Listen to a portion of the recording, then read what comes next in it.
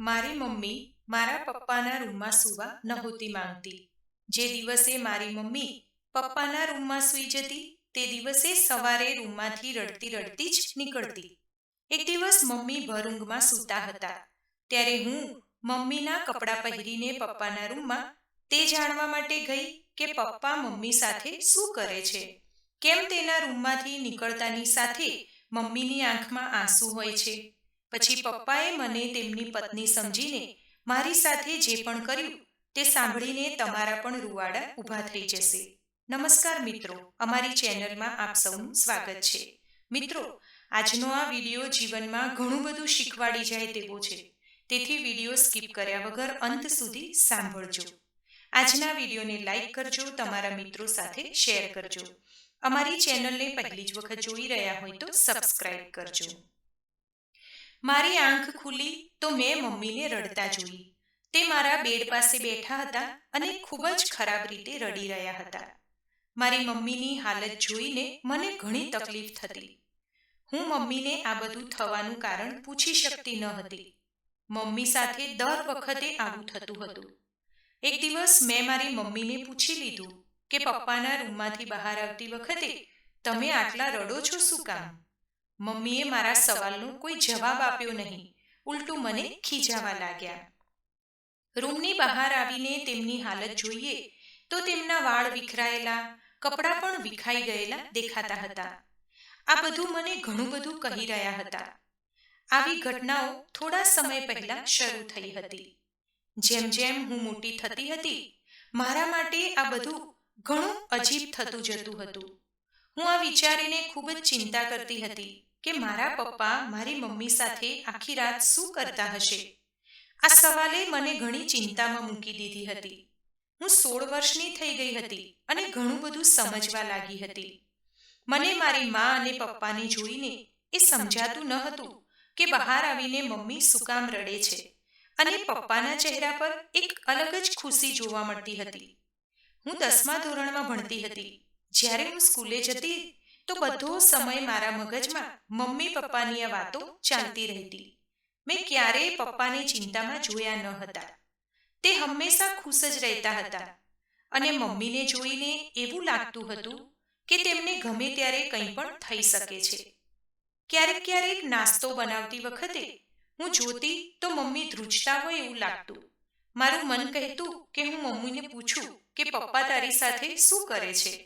કેમ તમારી હાલત આટલી ખરાબ થઈ જાય છે? પણ પપ્પાના નામથી જ મારી મમ્મીના ચહેરા પર કંઈક અલગ જ ડર દેખાઈ આવતો.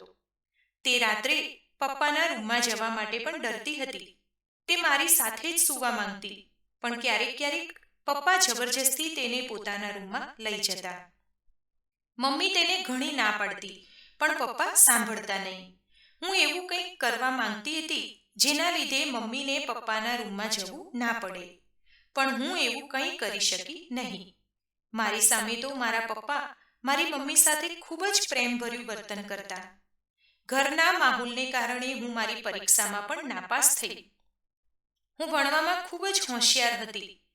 પરીક્ષામાં નાપાસ થવાને કારણે મારી બહેનપણી મને પૂછવા લાગી, એવી તો શું વાત છે કે તું દિવસ રાત કંઈક ને કંઈક વિચાર્યા કરે છે, જેના કારણે તું નાપાસ થઈ? મેં મારી બહેનપણીને મારા મમ્મી પપ્પાની બધી જ વાત કરી તો તેણે મને કહ્યું કે શું તારા પપ્પા અંગ્રેજી મૂવી તો નથી જોતા ને? મારી બહેનપણીના આવા સવાલે મને ખૂબ જ આઘાતમાં નાખી દીધી. મેં તેને ખૂબ અજીબ નજરથી જોઈ. મારી બહેનપણીએ તરત જ વાતને બદલી નાખી, પણ મારા મગજમાં આ વાત અટકી ગઈ કે મારી બહેનપણીએ આવો સવાલ શું કામ પૂછ્યો હશે. હું ઘરે ગઈ તો અમારા એક દૂરના સંબંધી આવેલા હતા. તેમનું નામ મહેશ હતું. તે મારી માના દૂરના સંબંધી હતા. તે ઘણી વખત અમારા ઘરે આવતા. પહેલાં તો બધું સારું હતું. હું નાની હતી એટલે મને આ વાતની સમજ ન હતી, પણ થોડા દિવસ પહેલા મને ખૂબ જ સારી રીતે મારી માની આવી હાલત સમજમાં આવી ગઈ હતી. હું જાણી ગઈ હતી કે મારા પપ્પા સારા માણસ નથી ને તે મારી મમ્મીની તકલીફનું કારણ છે. આ વાતે મારા મનમાં મારા પપ્પા માટે નફરત પેદા કરી હતી. મહેશ અંકલને મારી મમ્મી સાથે સારું બનતું હતું. તે ઘણી વખત મમ્મીને મળવા આવતા હતા. આ વાત મારા પપ્પાને ખબર ન હતી. જ્યારે પણ મહેશ અંકલ ઘરે આવતા તો મારી સાથે ઘણી બધી વાતો કરતા. તે મને ખૂબ સારા લાગતા. તેમની સાથે વાત કરીને હું ખુશ થઈ જતી. એક રાત્રે મારી મા સાથે હું સૂઈ ગઈ. થોડી વારમાં પપ્પા આવ્યા અને પપ્પાએ મમ્મીને તેમની સાથે આવવા માટે કહ્યું. તો મમ્મીએ ધીમા અવાજમાં ના પાડી દીધી. હું આંખ બંધ કરીને સૂતી હતી, પણ સાંભળવા માંગતી હતી કે પપ્પા મમ્મીને શું કહે છે. પપ્પા કહેતા હતા કે ચાલને ગીતા, હું તને થોડી પણ હેરાન નહીં કરીશ. મમ્મીએ કહ્યું કે મારે તમારી સાથે નથી આવવું. તમે હંમેશા આવું જ કહો છો અને હવે તમારે વિચારવું જોઈએ કે આપણી છોકરી જવાન થઈ ગઈ છે અને તે હવે સવાલ કરવા લાગી છે, પણ તમને આ વાતથી કોઈ ફરક પડતો નથી. પણ પપ્પાએ મમ્મીની કોઈ વાત સાંભળી નહીં અને તેનો હાથ પકડીને તેમના રૂમમાં લઈ ગયા. આ બધું જોઈને મને અલગ જ ડર લાગવા લાગ્યો કે પપ્પા મમ્મી સાથે આ શું કરે છે. મારી બહેનપણીની અંગ્રેજી મૂવીવાળી વાત મારા મગજમાં આવીને અટકી ગઈ. મને ઊંઘ નહોતી આવતી. હું પાણી પીવા રસોડા તરફ ગઈ ત્યારે મેં જોયું કે મમ્મી પપ્પાના રૂમમાંથી નીકળી. મેં તેમની તરફ ધ્યાનપૂર્વક જોયું તો તેમના વાળ વિખરાયેલા હતા અને કપડાં ફાટેલા હતા.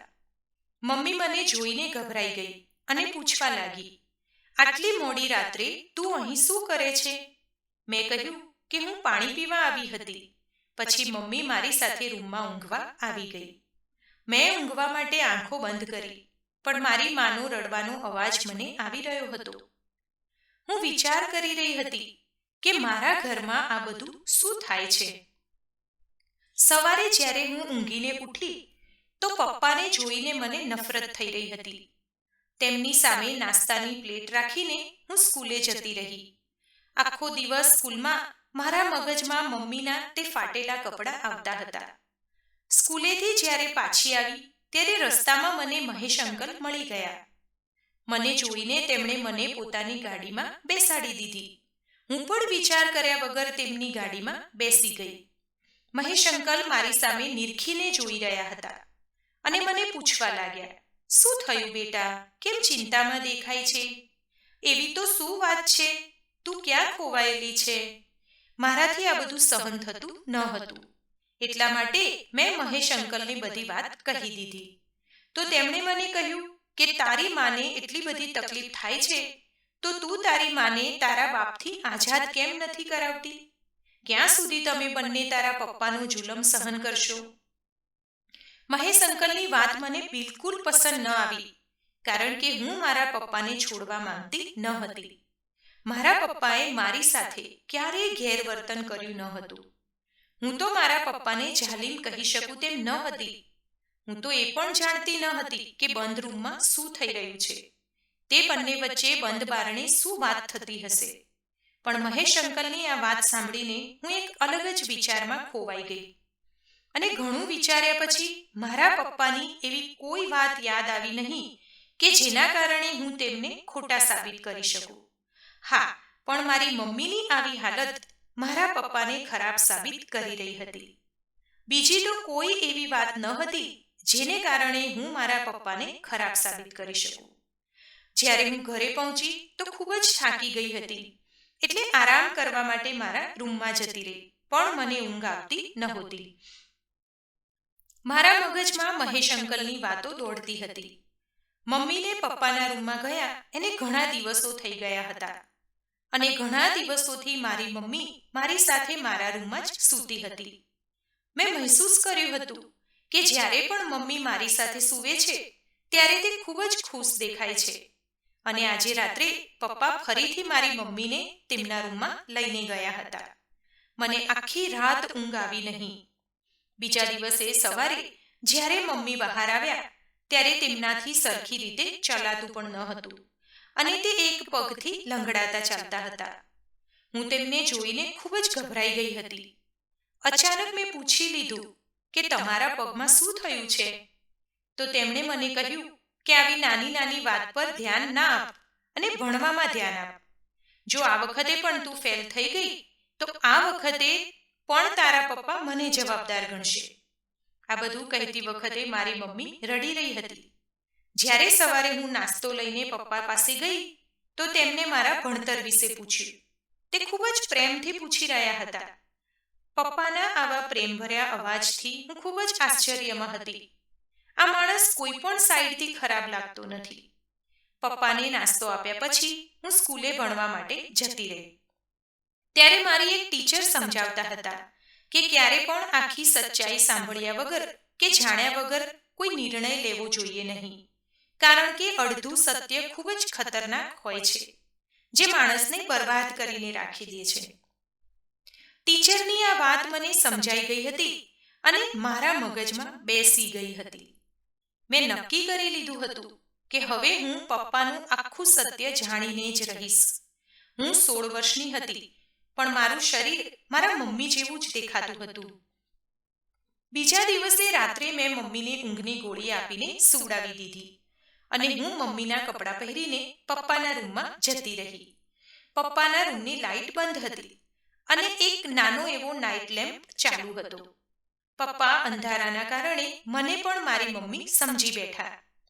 મારા જવાથી તરત જ પપ્પા બોલ્યા, મારી ખુશનસીબી છે કે આજે તું સામેથી ચાલીને રૂમમાં આવી. આ બધું પપ્પા ખૂબ જ ખુશીથી કહી રહ્યા હતા અને તે મારી પાસે આવ્યા અને પકડીને તેમને મને તેમની બાજુમાં બેસાડી દીધી. મને ખૂબ જ ડર લાગી રહ્યો હતો કે મારા પપ્પા મારી સાથે કંઈ ખોટું કામ ના કરી બેસે.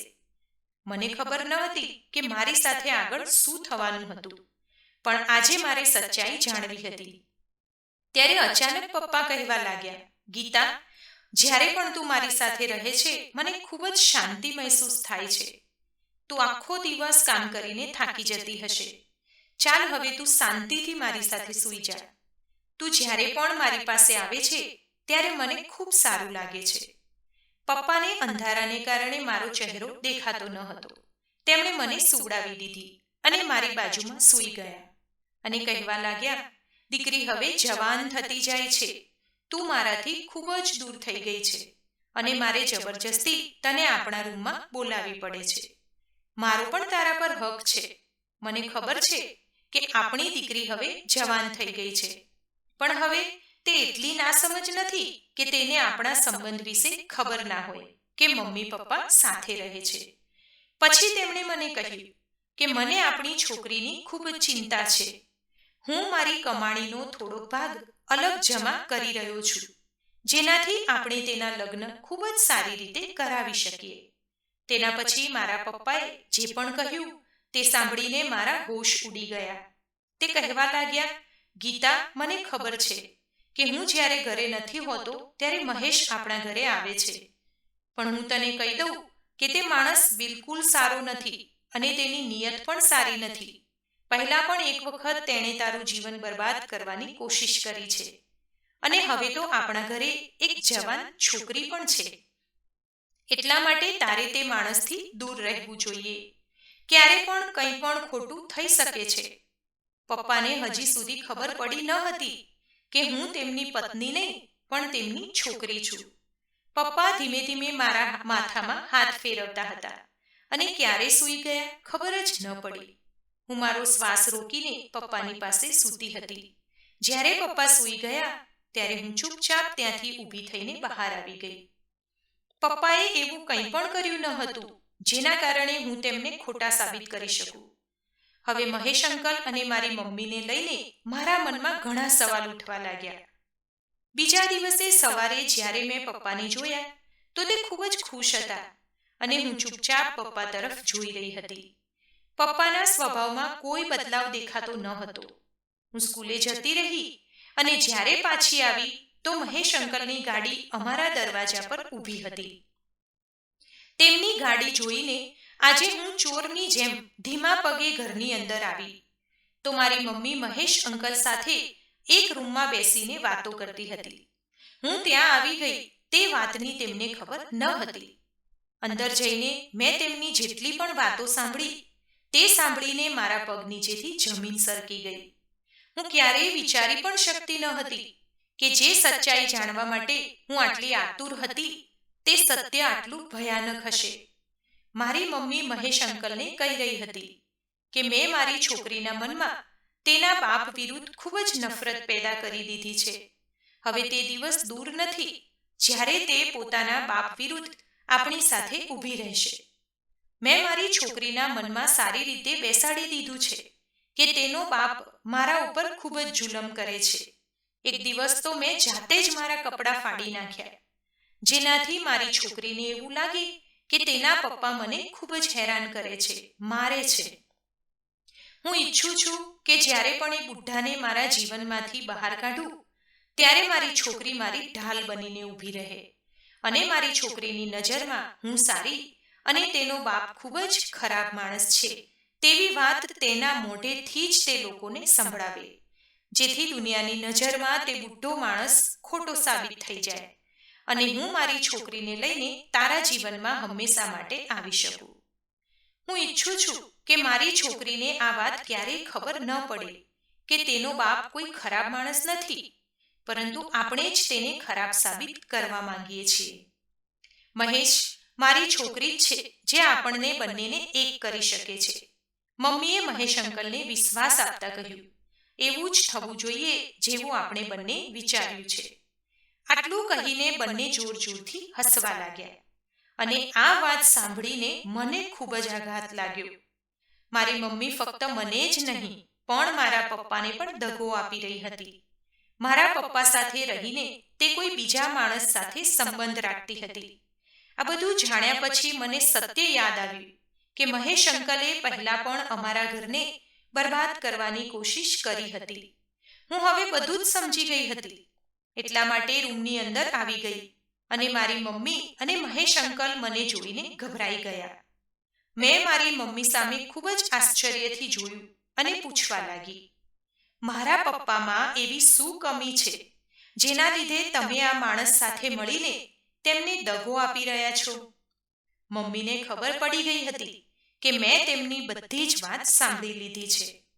મમ્મી મને કહેવા લાગ્યા કે લગ્ન પહેલા તે મહેશ અંકલને પ્રેમ કરતી હતી અને તેમની સાથે લગ્ન કરવા માંગતી હતી, પણ તે સમયે મહેશ અંકલે મારી મમ્મી સાથે લગ્ન કરવાની ના પાડી દીધી અને પોતાના કરિયર માટે તે વિદેશ જતા રહ્યા અને મારી મમ્મીના લગ્ન જબરદસ્તી મારા પપ્પા સાથે કરાવી દેવામાં આવ્યા.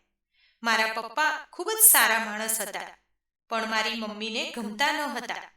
પણ જ્યારે મહેશ અંકલ વિદેશથી પાછા આવ્યા તો તે મારી મમ્મીને મળવા લાગ્યા અને આ વાત આસપાસમાં રહેતા લોકોના લીધે મારા પપ્પાને ખબર પડી ગઈ હતી. આ બધું જાણ્યા પછી જ્યારે મેં મહેશ અંકલ સામે જોયું તો તેમની આંખોમાં મને મારા માટે હવસ દેખાઈ ગઈ હતી. મને સમજાઈ ગયું હતું કે તે હવે મારી મા માટે નહીં પરંતુ મારા માટે તેમના જીવનમાં પાછા આવ્યા છે અને તે પોતાની હવસ પૂરી કર્યા પછી મારી મમ્મીને છોડી દેશે. એટલા માટે મેં મારી માને ચોખ્ખું કહી દીધું કે તમારે મહેશ અંકલ સાથે જવું છે તો તમે રાજી ખુશીથી જઈ શકો છો. હું તમને મારા તરફથી પૂરી આઝાદી આપું છું, પણ હું મારા પપ્પાને છોડીને ક્યાંય નહીં જઈશ. આ બધું જાણ્યા પછી મેં ભગવાનનો આભાર માન્યો, કારણ કે જો મારી સામે આ સચ્ચાઈ ન આવી હોત તો કદાચ મેં ખોટો નિર્ણય લઈ લીધો હોત. મારા મોઢેથી આવી વાત સાંભળ્યા પછી મારી મમ્મી તો મહેશ અંકલ સાથે જવા માટે તૈયાર હતી, પણ જ્યારે મહેશ અંકલને લાગ્યું કે હું હવે તેમના હાથમાં આવીશ નહીં, ત્યારે તે ફરીથી કંઈક બહાનું બનાવીને મારી મમ્મીને છોડીને જતા રહ્યા. મારી મમ્મીને જ્યારે ખબર પડી કે મહેશ અંકલ તેમના માટે નહીં પરંતુ મારા માટે અમારા ઘરના ચક્કર લગાવી રહ્યા હતા, તો તેમને પોતે કરેલી હરકત પર ખૂબ જ શરમ મહેસૂસ થઈ અને જ્યારે પપ્પા ઘરે આવ્યા ત્યારે તેમની સાથે ખૂબ જ સારી રીતે વર્તન કરવા લાગી અને આ વર્તન જોઈને પપ્પા પણ ખૂબ જ ખુશ હતા, કારણ કે મારા પપ્પા તો મારી મમ્મીને સાચો પ્રેમ કરતા હતા. આટલા વર્ષો પછી મમ્મીને પોતાની ભૂલનો અહેસાસ થયો હતો અને તેમને મારા પપ્પાને હૃદયપૂર્વક અપનાવી લીધા હતા. ઘણીવાર માણસને બહારથી સારા દેખાતા લોકોથી એવો દગો મળે છે કે તે ક્યારેય કોઈને મોઢું દેખાડવાના લાયક પણ રહેતા નથી. તેથી અંદરથી માણસ કેવો છે તે ઓળખતા શીખો. બહારથી સારું બોલતો દરેક માણસ આપણી માટે સારો જ હોય છે એવું નથી હોતું. તો મિત્રો, હું આશા રાખું કે તમને આજની આ કહાની જરૂરથી પસંદ આવી હશે. તો મિત્રો, આજના આ વિડીયોને લાઈક કરજો, તમારા મિત્રો સાથે શેર કરજો. ચેનલને પહેલી જ વખત જોઈ રહ્યા હોય તો સબસ્ક્રાઇબ કરી લેજો. ધન્યવાદ. સર્વેને મારા જય શ્રી કૃષ્ણ.